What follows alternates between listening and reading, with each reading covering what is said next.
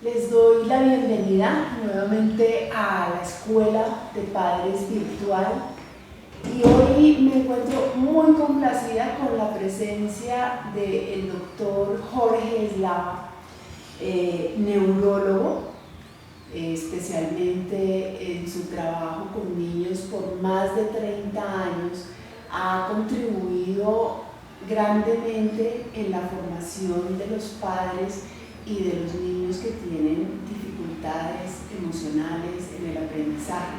Él actualmente dirige el Instituto de Neurociencias y es un tremendo capacitador. Nos ha compartido hoy día en la escuela presencial y ahora lo va a hacer desde la escuela virtual.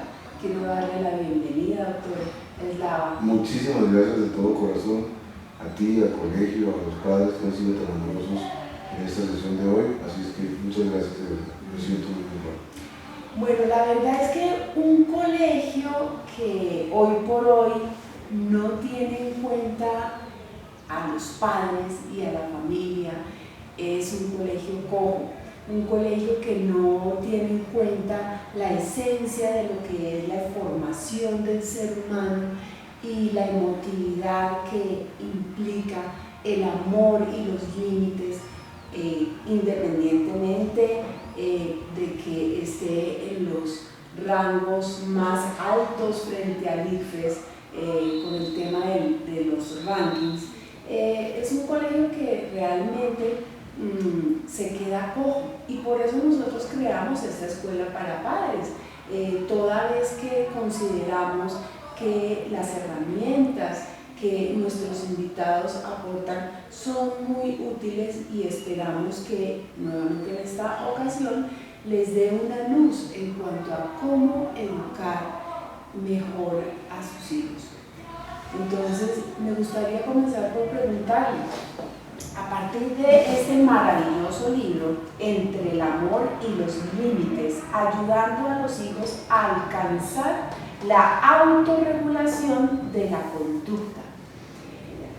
¿Qué entendemos por autorregulación? Primero, muchas gracias por la invitación, por la presentación, gracias al colegio de nuevo. Y gracias por compartir estas inquietudes que tengo desde hace mucho tiempo sobre este tema tan importante, tan angustiante a veces en los tiempos que corren, y que debiera ser realmente mucho más expedito, más fácil de lo que suele ser. Estamos acostumbrados a hablar de regulación, pero no utilizamos tan frecuentemente la palabra autorregulación.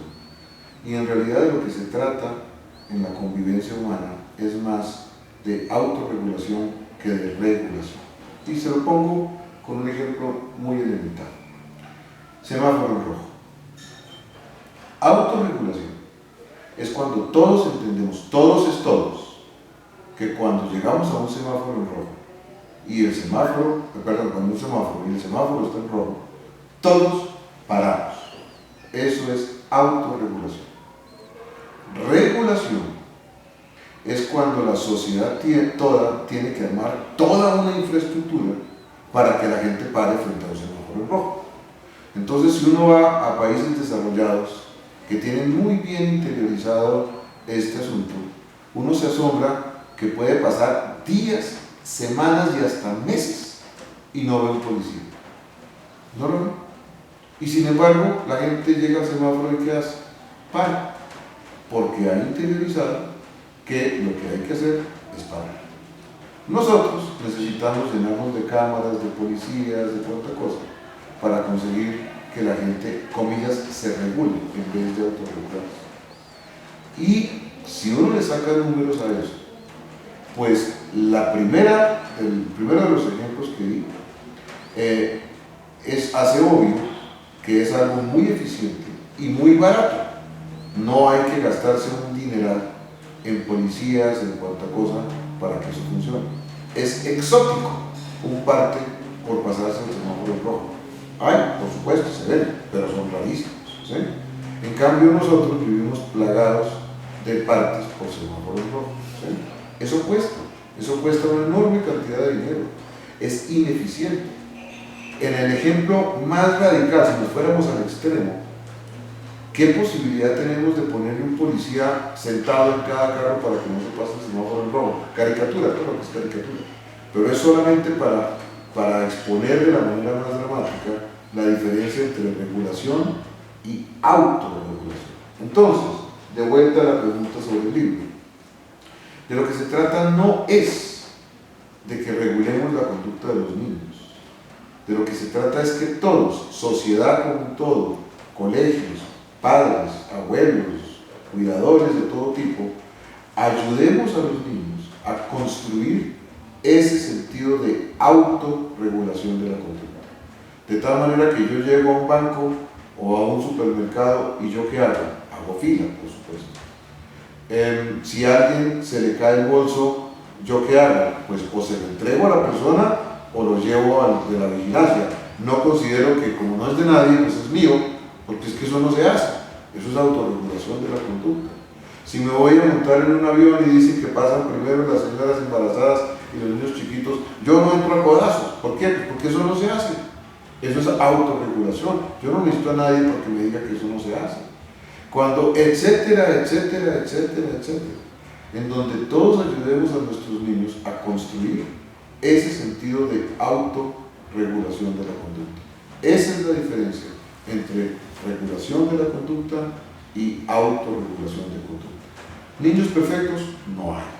Que todos los niños hacen pilaturas, claro que las hacen, y las seguirán haciendo, claro, sin lugar a dudas. Y que hay errores que se cometen, pues también. Pero sí tenemos que ser capaces de ayudar a nuestros niños a construir una razonable cantidad, si se quiere, magnitud, de sentido de la autorregulación. ¿Qué conductas y actitudes de los padres pueden ayudar o contribuir a favorecer esa autorregulación? Empezando, obviamente, porque nosotros como adultos requerimos autorregularnos para dar un buen ejemplo, pero adicionalmente, ¿qué conductas necesita ver el niño para contribuir a su propia autorregulación? Sin duda, varias. La primera, sí o sí, el amor. Este asunto de regulación no puede verse como una campaña punitiva. No es un asunto de qué castigo es el mejor para que él se conduzca. No, de eso no se trata. El primer elemento y elemento central es el amor. Es la única palabra que realmente es válida y lícita en el contexto de las relaciones intrafamiliares. El niño tiene que sentir que a él le importa su familia y que cuando los padres son firmes con él por X o Y razón, no lo están haciendo porque lo odien o porque le tienen rabia o porque están bravos, sino porque es un acto de amor y los niños son capaces de distinguir estas cosas. No estamos hablando, no estamos pidiendo un padre furioso que agarra a su hijo a golpes porque le dañó un florero o por cosas por el estilo. No, estamos hablando de un padre supremamente amoroso, pero que con una firmeza radical y total le dice a su hijo: mi amor, son las 7:30 de la noche, apagamos el televisor. Y se lo dice, y que el niño lo hace, lo hace. Entonces, no es cuestión de agarrarlo a golpes, es cuestión de ayudarle al niño a interiorizar eso. Por supuesto, muchos quisieran, y algunas tendencias contemporáneas creen, que esto se hace mucho mejor sobre la base del diálogo con los niños y el razonamiento con los niños y discutiendo estas cosas con los niños. Sin lugar a dudas, uno de los logros monumentales que hemos tenido con la infancia es darle valor a la voz de los niños, sí. Pero eso no nos puede llevar a ignorar el hecho de que los niños no son adultos chiquitos. Los niños están en un proceso de desarrollo y como tal sus estructuras cognitivas y mentales y psicológicas están en un proceso de desarrollo. Y si no han llegado a un determinado nivel de desarrollo, pretender que esto se maneje sobre la base de un diálogo no tiene sentido, porque el niño no puede razonar con aquello que no comprende, con las estructuras lingüísticas que no tiene. El ejemplo que suelo poner con mucha frecuencia es: pídanle a un muchacho de 13 años o 14 años que le diga qué es retefuente. Evidentemente no lo sabe, porque no posee esa unidad de significado. pues si el niño no posee esa unidad de significado, no tiene caso embarcarnos en toda una disquisición sobre los impuestos y todo lo demás, simplemente porque el niño no parte de esas unidades de significado. Ahora, trayendo este ejemplo, que es caricaturesco, a la vida real, está por ejemplo la palabra responsabilidad. Nos embarcamos a veces en unas enormes discusiones con niños pequeños sobre la responsabilidad, sin preguntarnos cuál es el imaginario que tiene metido dentro de la cabeza el niño sobre la palabra responsabilidad. Y asumimos que el niño y yo estamos entendiendo lo mismo con la palabra responsabilidad. La realidad es que no. Entonces, si el niño no está entendiendo lo mismo que yo, pretender solucionar esto sobre la base de unos diálogos es lo mismo que si yo le hago unas maravillosas exposiciones y unas maravillosas explicaciones, pero se las doy en polaco. El niño no lo va a entender. Esa es la razón por la cual, dependiendo de la edad del niño, dependiendo del nivel de madurez del niño, dependiendo del nivel de desarrollo incluso lingüístico del niño, pues podemos ser más, o podemos inclinarnos más hacia esos razonamientos, o podemos inclinarnos más hacia la firmeza. Entonces, con un niño de 3 años y medio, de 4 años, a las 7:30 de la noche o a las 8 de la noche, frente a la apagada del televisor, la única cosa que procede es, mi amor, se apaga el televisor. Y se apaga se apaga, o sea, firmeza. El niño no entiende de ciclos de sueño, etcétera, etcétera, y no los va a entender. Entonces, ¿qué más? Primero, ¿qué se necesita? Amor. Segundo, ¿qué se necesita? Entender que los niños no son adultos chiquitos, son niños que están en su proceso de desarrollo y que dependiendo dónde están sus estructuras, pues vamos a trabajar de una manera o vamos a trabajar de otra manera. Lo tercero, firmeza. Los padres son la fuente de autoridad y los padres deben entender que no son. Y eso los obliga a ejercer esa autoridad. Y eso significa firmeza. Con enorme amor, sí, pero con enorme firmeza. Esto no es un llamado al maltrato, esto no es una apología de los golpes a los niños, no, es un asunto simple y sencillamente de firmeza. Si uno realmente tiene estos elementos en cuenta, en la inmensa mayoría de los casos es relativamente fácil lograr que el niño entienda algo que en español convencional se dice muy fácil y es la sustancia de todo. Y ese algo es lo que hay que hacer, y lo que no se puede hacer, no se puede hacer.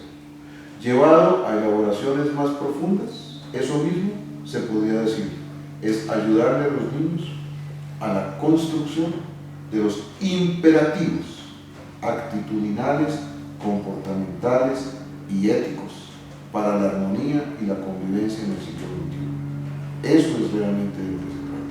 Pero en español liso y llano, eso simplemente se llama ayudarle al niño a entender que lo que hay que hacer, hay que hacerlo. Y lo que no se puede hacer, no se puede hacer. Eso se puede conseguir sin mucha dificultad. Hoy por hoy nos encontramos a diario dos tipos de crianzas, una tendiente a la sobreprotección, niños que casi no pueden respirar por sí mismos y que necesitan preguntar a mamá y a papá todo, y en el otro extremo de ese continuo, los estudiantes o los niños que están totalmente en el abandono y que la niñera es el iPad, el iPhone, además del televisor. ¿Cómo podemos establecer un balance? De alguna manera yo pienso que hay una gran necesidad de conciencia en primer lugar, de poder darnos cuenta como padres cuando se nos está yendo la mano hacia la sobreprotección y cuando realmente estamos dejando a nuestros hijos totalmente abandonados. ¿Qué nos puede decir en ese sentido, doctor? Muchas cosas.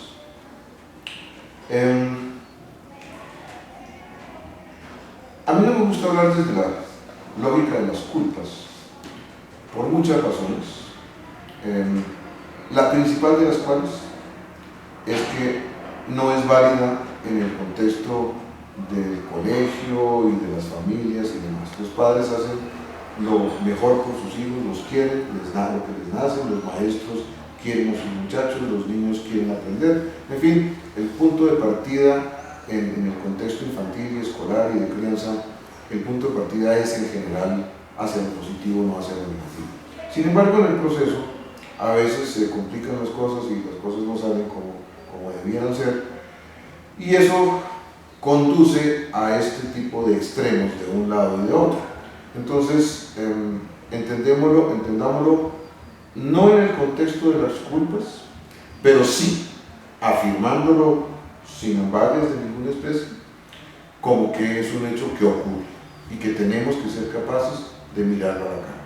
Número uno, todos los extremos son viciosos, tanto el uno como el otro, sin lugar a dudas. Número dos, los padres tienen que entender, hablando del extremo de acá, o sea, el extremo del abandono, de que los padres no se involucran lo suficiente con sus hijos. Los padres tienen que entender que ellos, como todo el mundo, son sujetos de tentaciones, claro. Entonces el mundo contemporáneo los jala, está la reunión de la oficina, está el negocio que hay que hacer, está el proyecto que hay que elaborar, está el documento que hay que revisar, está la reunión con los amigos, está el partido de golf, está el conocer a fulano, está el viaje mengano, en fin, hay cualquier cantidad de tentaciones para los padres contemporáneos, y eso pues no está mal, pues, es lo normal, lo cotidiano. Pero al mismo tiempo los padres debieran ser capaces de entender que traer hijos al mundo implica, por un lado, una responsabilidad, sí o sí, y por otro lado, que no tiene sentido traerlos si no es para gozarlos.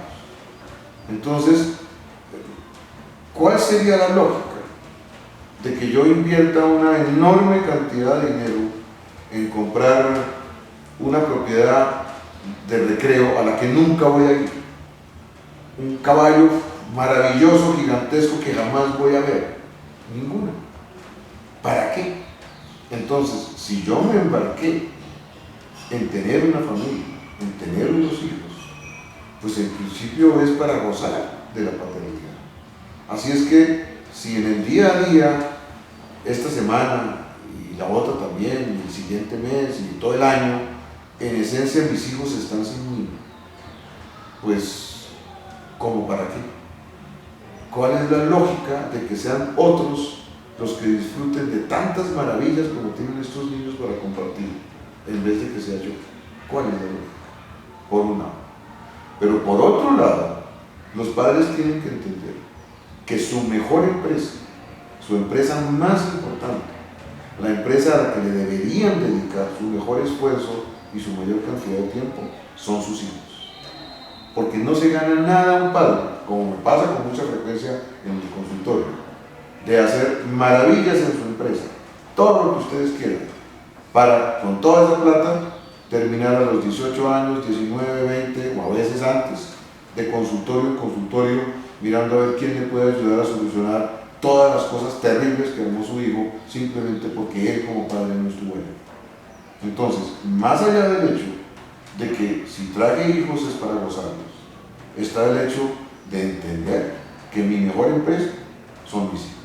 Y si es importante esa reunión de directorio que tengo mañana por la tarde, es igualmente importante, más aún, es más importante esa reunión, comillas, de directorio que tengo con mi hijo de 4 años mañana por la tarde para cualquier actividad que hayamos planeado. Entonces, no puede ser que nuestros niños a veces tengan que sufrir ciertos grados de abandono.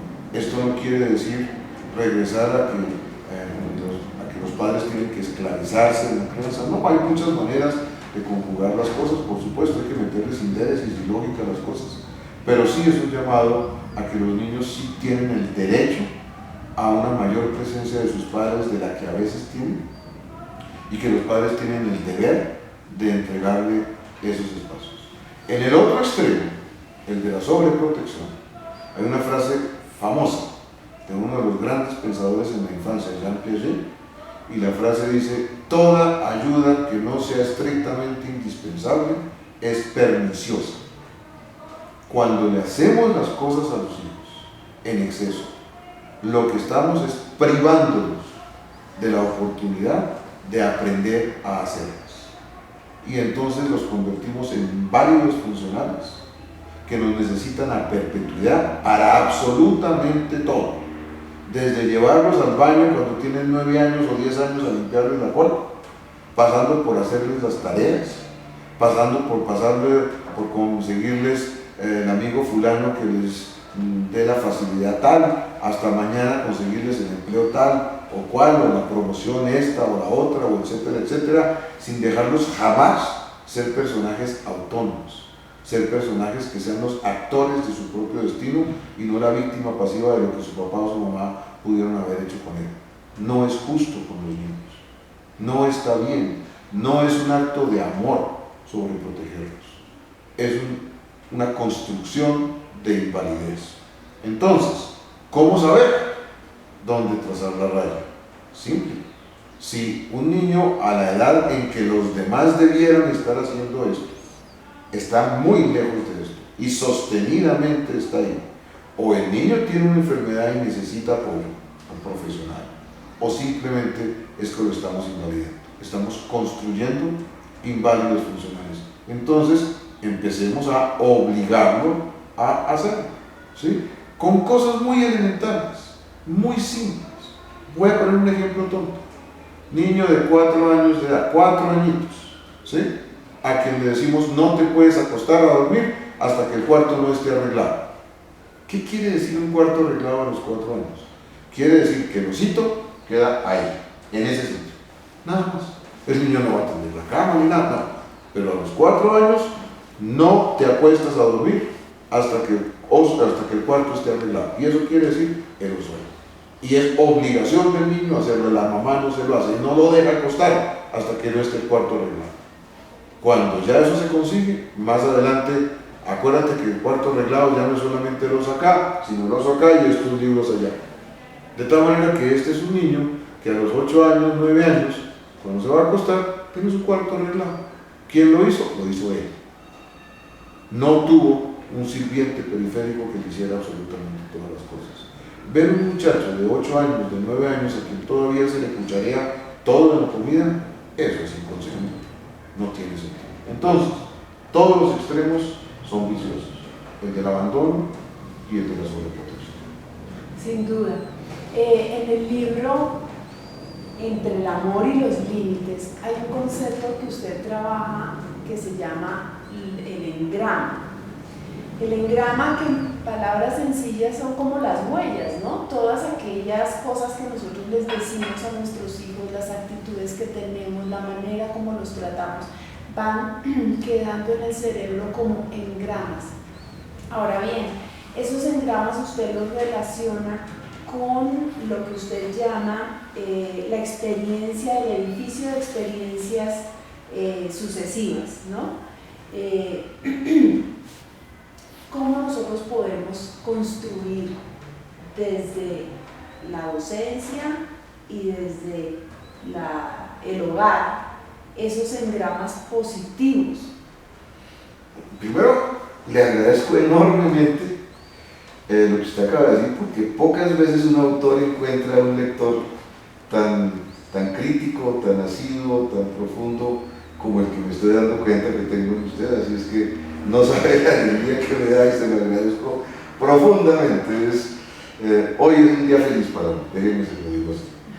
Y dos, sí, efectivamente, de eso es de lo que se trata al final en el de engranes. ¿Cómo es el cuento de los engranes? Cuando yo escribo, lo que pasa es que alguna vez mi cerebro construyó la huella con la que se escribe. Y cuando yo actualizo esa huella, pues lo escribo. Y lo único que se va a hacer el cerebro es eso, construir huellas, nada más. Cuando yo camino, algún día mi cerebro construyó la huella con la que se camina, y cuando yo actualizo esa huella, pues yo camino. Cuando yo hablo, la misma historia. Alguna vez construí esa huella, y cuando la actualizo, pues yo hablo. Pero ojo, hablo en español, no hablo en polaco. ¿Y por qué no hablo en polaco?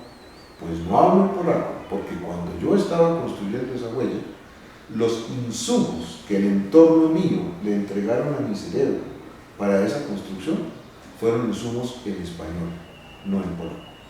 Y eso tiene una implicación, y es que la construcción de huellas, en la palabra técnica para huellas es efectivamente el gramo, perdón, la construcción de engramas no es independiente de la historia personal. Al contrario, los engramas los construye el cerebro sobre la base de mi historia personal. A eso técnicamente lo llamamos plasticidad del cerebro. Y así es como se construye un cerebro. Esa es la razón por la cual la definición de engrama empieza con la frase, efectivamente, adquirido en el curso de experiencias sucesivas. Experiencias de todo tipo, de todo tipo. Entonces apliquémoslos a la vida cotidiana. Usemos los ejemplos que ya he puesto antes. Yo soy un niño pequeño, 3 añitos, 3 años y medio. Por supuesto me gusta el televisor, como a todos los niños. Y no sé, y mi mamá y mi papá ya me han dicho que en esta casa puedes ver televisión hasta que se terminen los backyardigans, 7 de la noche. Listo. Y hoy lunes, que ya empecé a ir al colegio, mis papás me dicen, bueno, mi amor, a partir de hoy, el que va a pagar el televisor no soy yo, lo vas a pagar tú. ¿Sí? Y entonces a las 7 de la noche, a mí me dicen, mi amor, son las 7, se terminaron los backyardigans, ¿qué hay que hacer? Pues apagar el televisor. ¿Qué pasa si el niño sí lo apaga? Pues que le damos un besito, un abrazo, gracias mi amor, y nos vamos a jugar con él, a dar la vuelta al perro en conjunto, en fin, a lo que tengamos que hacer. Maravilloso. El lunes, el martes, la misma historia. El miércoles, la misma historia. Y el jueves, y así por el estilo todos los demás. Entonces, adquirido en el curso de experiencias sucesivas. ¿Cuál es el engrama que yo interiorizo? Que lo que hay que hacer, hay que hacer. Y que en ese caso concreto, lo que eso quiere decir es que los niños de 3 años y medio, terminados los backyardigans a las 7 de la noche, apagan el televisor y se van a dormir. Ejemplo número 1. Ejemplo número 2, misma situación. Solamente que cuando a mí me dicen apaga el televisor, yo digo que no quiero, o hago una pataleta o todo lo demás. Si mis padres son absolutamente firmes, no me golpean, no es traumatismo, pero me dicen se apaga se apaga, y lo apaga ya. Y lo tengo que apagar, y si no lo apago mi mamá me rapa el control y lo apaga, sí o sí, me saca de ahí, y usted entienda esto, y así es el lunes, y así es el martes, y así es y todos los demás días, y no me hacen caso a la pataleta que armo, no me dan 1000 explicaciones, nada de nada, simplemente los hechos concretos, la experiencia. Los niños no aprenden por discurso, aprenden por experiencia, adquirido en el curso de experiencias sucesivas. Entonces, si un día sí y el otro también, y el otro también, yo entiendo que se apaga es que se apaga sí o sí, independientemente de mi pataleta, adquirido en el curso de experiencias sucesivas, el engrama que yo construyo es que efectivamente eso es lo que hay que hacer. Ejemplo 2. Ejemplo 3, misma situación. Pero cuando llega ese momento, yo armo la pataleta y finalmente gano la pataleta. Y entonces el televisor no se apaga. Y yo hago un berrinche y aquí me quedo y son las 9 de la noche, son las 8:30, las 9, las 9:30, hasta que finalmente me quedé dormido ahí frente al televisor, sin paseo del perro, sin la leche caliente, sin el besito de nadie para acostarse, sin nada, pero yo me quedé ahí. Así el lunes, y así el martes, y así el miércoles, adquirido en el curso de experiencias sucesivas. El engrama que yo construyo ahí tiene 2 componentes. Componente número 1, aquí se hace lo que yo quiero. No es que lo que hay que hacerlo y lo que no se puede hacer, no se puede hacer. No, aquí se hace lo que yo quiero. Y aprendizaje número 2, la figura de autoridad en esta casa soy yo. Y ese es el engrama que yo construyo. En esos 3 ejemplos de la misma situación está patente por qué es que los padres necesitan ser firmes. Y eso se aplica absolutamente para todo. Yo llego al colegio por la mañana y la maestra ha dispuesto que sobre esa mueble que está ahí todos los niños ponen su lonchera y sus cosas. ¿Qué es lo que tengo que hacer? Pues ponerlo ahí, evidentemente. Yo tengo 12 años y por la tarde llego a la casa con las tareas. ¿Qué es lo que yo tengo que hacer? Pues hacer las tareas, evidentemente. Yo tengo 6 años y me siento a comer, ¿y qué es lo que tengo que hacer? Pues comer, evidentemente. Yo tengo 7 años y tengo que levantarme por la mañana para arreglarme para ir al bus, para ir al colegio, ¿qué es lo que tengo que hacer? Pues eso, evidentemente. Entonces, adquirido en el curso de experiencias sucesivas, yo voy adquiriendo todos esos elementos. Y finalmente, ¿qué construyo? Autorregulación de la conducta. Y no necesito un policía al lado obligándome a hacer esto. Caigan en cuenta que no estoy pidiendo maltrato, ni golpiza, ni nada de esas cosas. Simple y sencillamente firmeza. Porque es obvio que todo niño quiere no abandonar su espacio de confort. Tonto sería si quisiera hacerlo. Y para eso estamos los adultos, para ayudarle a entender esas cosas. Y ese es el asunto del libro. De nuevo, muchas gracias por su lectura del libro. Pasando de la etapa de la infancia, la etapa inicial, la etapa de la infancia, y yéndonos hacia la adolescencia y más allá, relaciono el término de la neuroplasticidad cerebral con, bueno, loro viejo sí aprende a hablar, ¿no?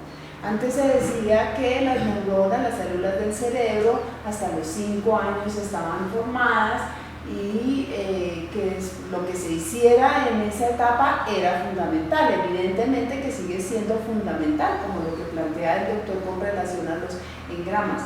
Pero eso no quiere decir que en la adolescencia nosotros como padres requerimos estar también presentes, no nos podemos olvidar de ellos y pensar que ellos ya están grandes y que ya son autónomos. Pienso que ahí la autonomía consiste en tú puedes hablar, tú puedes decir tus opiniones, no necesariamente lo que tú digas se tiene que hacer de esa manera porque necesariamente la autoridad está en los padres. Todo esto para relacionarlo con la palabra consecuencias.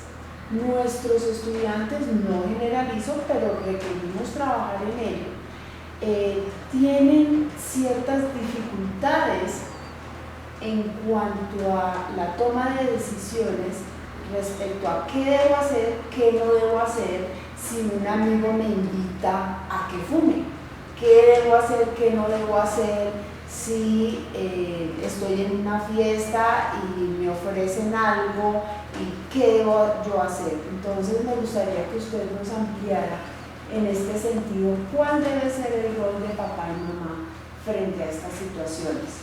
Ese es un tema muy complejo, en donde hay que considerar elementos de lado y lado, no es solamente de loro.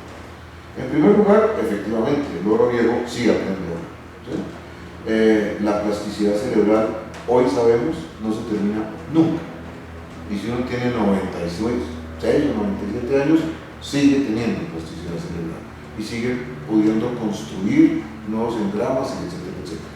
Lo que sí es cierto es que esa plasticidad es tanto más vigorosa cuanto más joven es el sujeto, eso sí. Entonces sí es verdad que los aprendizajes se hacen más fácilmente de pequeño que de viejo, eso es verdad. Y sí es verdad que si yo ya interioricé patrones anómalos de chiquito, me va a costar mucho más trabajo hacerlo, corregirlo más adelante, sí, eso es verdad. De paso, eso es una llamada de atención a quienes tienen hijos pequeños, no desaprovechen su cuarto de hora, pero ahorita estamos hablando de los niños mayores. Entonces, sí es verdad que cuanto más pequeño se hace, es mejor. Y repito, si se han consolidado patrones anómalos, vicios a lo largo de la crianza, es muy probable que tengamos mayores dificultades en ayudar a los niños mayores y adolescentes. Sí, todo eso es verdad, sin lugar a dudas. Pero por otro lado, como dije antes, la plasticidad no termina y la posibilidad de corregir estas cosas pues tampoco termina. Así es que no quiere decir que estemos con las manos amarradas, hay muchas cosas que sí se pueden hacer. Ese hacer esas cosas requiere sí visibilizar algunos elementos, dijéramos, a favor del adolescente, a favor del muchacho. Número 1, el viaje a la autonomía, que acabas de mencionar. Sí, el desarrollo infantil es en esencia el viaje a la autonomía. Paren aquí, un bebé recién nacido. y paren aquí un muchacho de 18 años. ¿Qué hay de aquí a acá? El viaje a la autonomía. De eso se trata. Entonces, ¿que van creciendo en la autonomía? Sí. ¿Que van exigiendo cada vez más autonomía? Sí. ¿Que hay que concedérselas? Sí, y de hecho, si no la piden, hay que ayudarlos a empujar para que pidan más autonomía. Sí, eso está claro. Pero ¿cuánta autonomía? Aquella que puedan manejar responsablemente. Y eso va cambiando de muchacho en muchacho. Entonces habrá alguien que dice que este fin de semana se quiere ir de excursión con sus amigos y nos ha demostrado que es capaz de manejar ese nivel de autonomía de manera responsable. Ningún problema, váyase. Habrá otro que nos ha demostrado que no puede manejar ese nivel de autonomía responsablemente. No lo doy permiso. Así es eso, sin más ni más. ¿Y qué pasa con la pataleta y la mala cara del muchacho porque le dije que no? Pues que no pasa nada. Cuando usted lo para un policía y le pone un parte porque se pasó el semáforo en rojo, el policía no está esperando que usted lo alabe y le diga cosas maravillosas. El policía sabe que usted va a estar disgustado, sí, pero hace lo que tiene que hacer. Los padres hacen lo que tienen que hacer.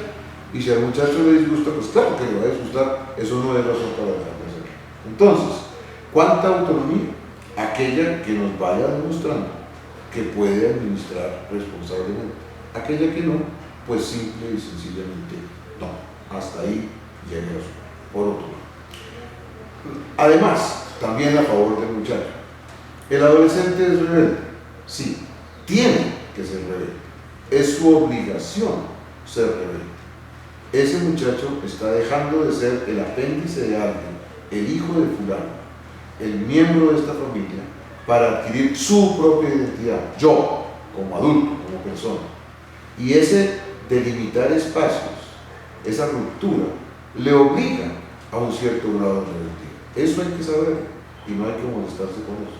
Entonces, que hacen cosas que a veces nos disgustan a los adultos, sí, las hacen y está bien que las hagan. Pero además, en ese hacer cosas, buscan modelos que pueden no gustarnos. Y entonces está ese bullying roto, desbaratado y todas cosas tan horribles.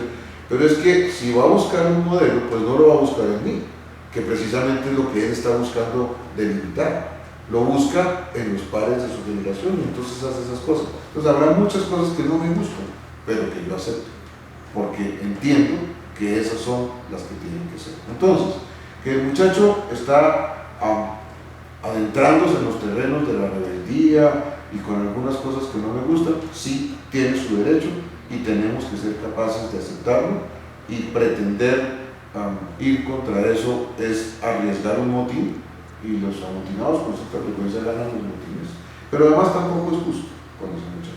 Eso dijéramos a favor de él, pero eso no quiere decir que entonces le estamos dando una patente de corso para que se haga su santa voluntad siempre sí o sí, y que el hecho que ya está grandote y bigotudo y puede mirar rayado y zapatear un poquito, entonces me va a llenar de temor y entonces por ese hecho lo hace sí o sí. No, la decisión si yo se lo permito o no se lo permito es una decisión que yo tomé como adulto responsable sobre la base de entender que ese muchacho tiene esos derechos y que está en ese momento de desarrollo y que así es como deben ser las cosas, porque yo lo entendí, no porque me asusté porque él hizo esta pataleta o esta otra pataleta. No, los padres tienen el chupetín por el palito y deben tener claro que tienen el chupetín por el palito, y el proveedor de ese muchacho son los padres.